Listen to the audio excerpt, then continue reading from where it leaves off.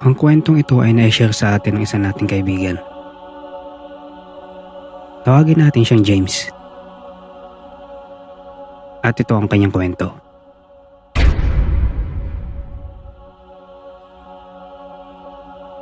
Nagtatrabaho ko sa isang tindahan sa bayan. Meron akong kaibigan. Tawagin na lang natin siyang Alan. Si Alan ay taga-kabilang baryo. At magkasama kami mula nung mag-aaral pa kami. Dahil sa hirap ng buhay, napilitan kaming tumigil sa pag-aaral. At nagkasundo kaming dalawa na magtrabaho muna. Isang umaga, nagulat ako. Nakita ko si Alan sa labas ng bakuran namin. Nakangiti ito at nag-aantay. Magandang umaga, James. Sabay na tayong pumasok ha. At siya nga pala, imbitado ka sa piyesta namin. Doon sa kabilang baryo. Bati ni Alan sa akin. Magandang umaga din, Alan. Malapit na palang piyesta sa inyo. Agad ko naman tugon sa kanya. Pinipilit niya talaga akong sumama sa piyesta. Pero sa isip ko, sumasagi yung alaala ng mga bulong-bulungan sa amin. Kasi may nababalita na ang lola daw ni Alan ay may lahing aswang. Pero sa tagal na naming magkaibigan, wala naman siyang naikwento sa akin nung nababanggit. Hindi ko na lang pinansin yung iniisip kong yun. At nagpasya ako na sumama sa kanya. Sinabi ko lang na magpapaalam muna ako sa mga magulang ko. Isang gabi, naikwento ko kina nanay at tatay ang paanyaya ni Alan sa akin. Sabi ko sa kanila, Nay, si Alan kasi nagyayaya na piyesta daw sa kanila. Pwede ba ako sumama, Nay, Tay? Ano ka mo? Kina Alan? Anak, alam mo naman siguro yung mga bulong-bulungan ng mga kapitbahay natin tungkol dun sa lola ni Alan. Sagot sa akin ni nanay. Napatingin naman ako kay tatay. Nay, kung papayag lang naman kayo. Tay, payag ba kayo na sumama ako sa piyesta kay na Alan? Tanong ko naman kay tatay. Nagkatingin ang sina nanay at tatay. Sige anak, kung gusto mo sumama kay Alan, mapipigilan ba kita? Hindi naman ligid siguro sa iyo mga bulong-bulungan ng ating mga kapitbahay. Naswang daw yung lola na kaibigan mo. Paliwanag ni tatay. Oo, nakarinig ko na po yun, pero wala naman pong katotohanan yun. Chismis lang yun ng mga kapitbahay natin, tay, nay. Payagan nyo na ako. Uwi ka ako sa mga magulang ko. Walang problema, anak. Basta huwag mong kalimutang isuot ito. Heto. Medalyon ito ng iyong lolo na ipinamana sa akin. Dalhin mo ito at wag mong aalisin sa katawan mo. Ililigtas ka nito sa kahit anong kapahamakan, anak. Tumango lang ako at kinuha ko ang inabot ni tatay na medalyon. Pero sa totoo lang, hindi naman talaga ako naniniwala sa mga anting-anting at sa mga aswang. Itinago ko sa aking bulsa ang medalya na bigay ni tatay. At kinabukasan, lakas loob akong sumama kay Alan. Pagdating namin sa baryo nila, napansin ko ang mga tao doon na tila ba kakaiba ang titig. Parang may gustong sabihin sa akin. Napansin naman ito ni Alan. Pre, huwag mo nang pansinin yung mga taong yan. Alam mo mga chismoso yung mga yan. Kung ano-ano nakikita sa paligid. Wika ni Alan. Ganyan talaga sila pag may bago ditong muka. At ngumiti si Alan. Pagdating namin sa bahay ni Alan ay agad kami sinalubong ng kanyang lola. Si Lola Pinay. Halika iho. Ikaw ba ang kaibigan ng aking apo? Ikaw ba yung palagi niyang banggit na si James? Halika, halika. Pasok ka. At ikaw'y maupo sa lamesa at kumain ka. Alam kong gutom na gutom ka na. Opo, ako po si James. Ikawalan ha, baka kung ano-anong kinikwento mo kay Lola Pinay. Naku, ang daming handa ah. Ako lang ba yung bisita? Buti sumama ako. Sagot ko sa maglola na may pabiro.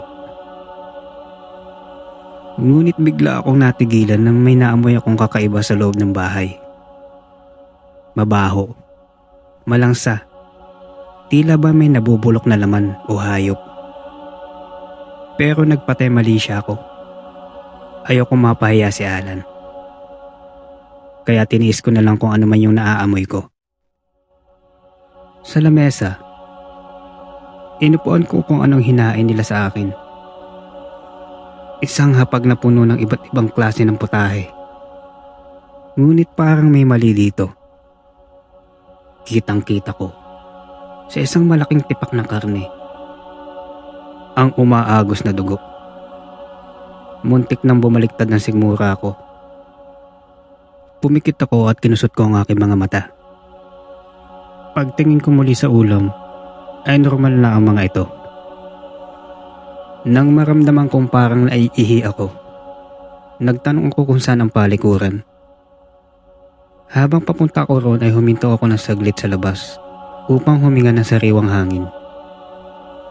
Doon nakita ko ang isang matandang lalaki sa gilid ng bahay. Isang albularyo. Sa leeg nito ay maraming nakasabit na mga rosaryo at medalyon at mga bato na tila ba bertud. Iho. Matanong ko lang ano. Ano mo ba yung pinapasok mo? Hindi ba't apo ka ni Marciana ano?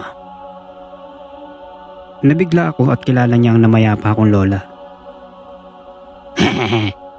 Kita ko sa reaksyon mo na nagulat ka ba? Alam mo iho, matalik kami magkaibigan ng lola Marciana mo. Sagot ng matanda sa akin. Halika iho, lumapit ka. Dalhin mo ito. Inabutan ako ng matanda ng ilang piraso ng kalamansi. Ililigtas ka nito. Ipatak mo ang mga kalamansing iyan sa mga pagkaing ihahain ni Pinay at ng kanyang mga apo. At alam ko na inabutan ka ng iyong ama na medalyon. Isabit mo sa iyong leeg iyan. Huwag mong kalilimutan. Iyan ay magiging panangga mo sa mga masasamang nilalang. Wala akong nasabi. Narinig ko na lang ang boses ni Alan sa likod ko. James, ba't ang tagal mo? Halika, kumain ka na, pumasok ka na sa bahay. Sino ba yung kinakausap mo? Bumalik ako sa loob. Nawalan ako ng gana nang maalala ko ang sinabi ng albularyo. Wala akong makain kundi kanin lang. Naisip ko ang isang paraan. Sinabi ko kay Alan na walang tubig sa lamesa. Mabilis ang kumuha ng tubig sa kusina si Alan. Ngunit sinabi ko na walang yelo kasi gusto ko ng malamig. Kaya lumabas siya upang bumili ng yelo. Si Lola Pinay naman ay abala sa likod ng bahay. Nagkaroon ako ng pagkakataon na mabilisang ilabas ang kalamansi at ipatak ito sa mga ulam. Sa harap ko. Sa maniwala kayo't sa hindi. Nagbago ang lahat ng itsura ng ulam. Ang kaninang mainit-init at mabango ay biglang nag-iba ang anyo. Ang mga karne nito ay naging mga piraso ng tao. May mga kamay, paa, braso at buhok. Unti-unting nangitim at nabubulok sa harap ko ang ulam. At sobrang baho ng amoy. Nagmamadali akong tumakbo patungo sa banyo. At doon, isinuka ko ang lahat ng aking kinain. Totoo pala ang mga chismis. Aswang nga sila. Kinakabahan ako at kinapako ang medalyon na bigay sa akin ng tatay. Isunod ko yun sa aking leeg. Nang lumabas ako, iba na ang mukha ng maglola. Parehong malamig, maputla, at matalim ang titig sa akin. James, anong ginawa mo? Anong nilagay mo sa mga ulam? Tanong ni Alan sa akin na may malamig na boses. Wala, Alan. Pumunta lang ako sa banyo kasi masama yung pakiramdam ko. Pilit ko wika kay Alan. Sinungaling ka. Anong nilagay mo sa ulam? Takot na ako. Ngunit sa isang kisap mata, biglang nasa harap ko na si Alan. Ang kanyang mukha ay halos nakadikit na sa akin. Ano ba, Alan? Tinatakot mo naman ako. Panggigilalas kong sabi sa kanya. Bigla naman siyang umatras at naramdaman ko na umiinit ang medalyon sa aking dibdib. Ito siguro ang dahilan kaya siya umatras. Naalala ko bigla, sa tagal namin magkaibigan, hindi niya kailanman kinain ng mga pagkain mula sa akin. Lalo na kung may bawang o asin. Nagagalit pa nga si Alan kapag pinipilit ko siya na kumain. Dali-dali kong inilabas ang medalyon at itinapat ito sa kanya. Umatras si Alan at nagkaroon ako ng pagkakataon para tumakas palabas ng bahay. Habang papalayo ako, nakita ko ang matalim at malamig na titig ng maglola.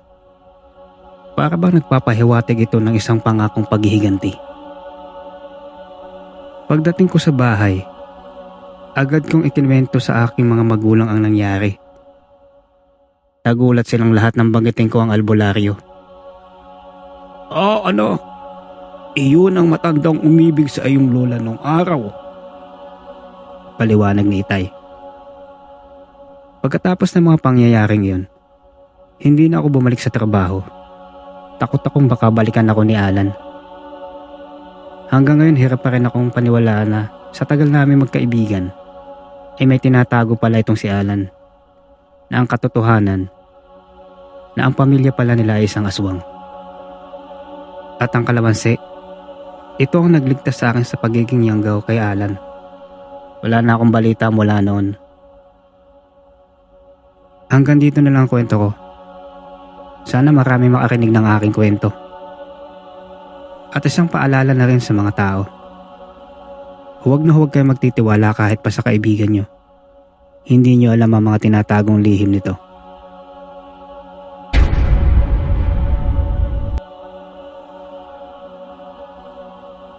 Okay mga kababayan. Isa na namang magandang kwento ang na-share sa atin ng isa nating kaibigan. So ang aral natin sa kwento. Alam niyo mga kababayan, mahirap talaga magtiwala sa kahit na sino. Minsan, yung taong inakala mo na alam mo na at kilala mo na siya ng lubusan, ay siya pala yung may lihim na masamang balak sa'yo. Kaya, matuto tayong hatiin natin yung tiwala, huwag nating ibigay ng buo. Hanggang sa muli, ako po si Noctis PH. Huwag niyo pong kalimutang i-like ang video at mag-subscribe na din po kayo sa akin channel. Napakalaking tulong po nito para sa paglago ng channel. Marami pong salamat and God bless and goodbye.